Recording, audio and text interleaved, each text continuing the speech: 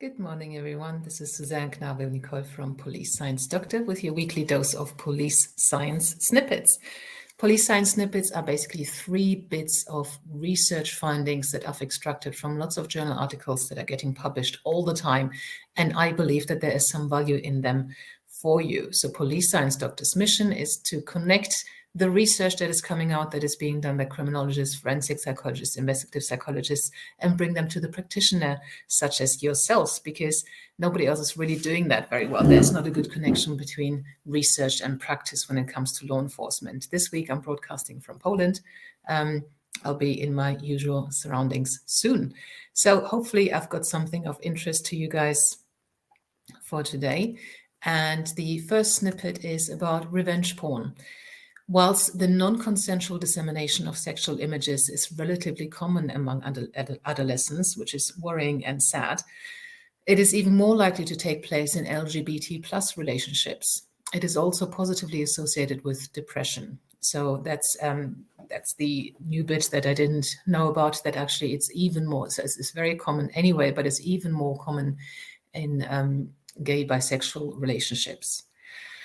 And obviously it's linked to depression. The second snippet for today is about transcendental meditation for survivors of domestic abuse.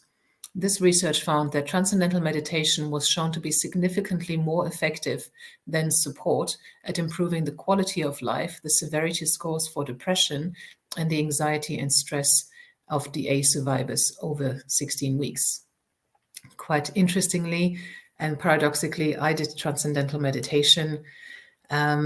Ironically enough, I did it in the hope that it would alleviate the anger issues that my husband at the time had.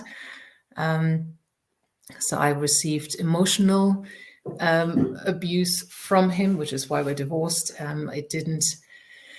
It didn't really do anything for him, but that was because he didn't want to change. And as my psychotherapist friend always tells me, you can't change people, they can only change themselves if they want to.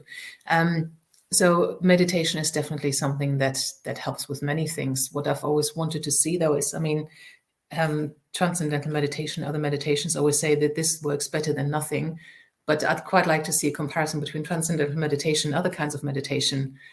How do they compare? I understand that TM works better than just giving support, but does it work better than other meditation types? I don't know. But this is definitely something good, something that can be offered, something that probably should be offered to survivors of DA. And the last snippet for today is about defiance and procedural justice. Racial and ethnic minority groups are more likely to experience problematic relationships with the police. Procedural injustice from police can create identity threats, thus explaining why some ethnic minority individuals choose to defy the police. Alternatively, procedural justice may reduce identity threats and defiance. So this is quite interesting.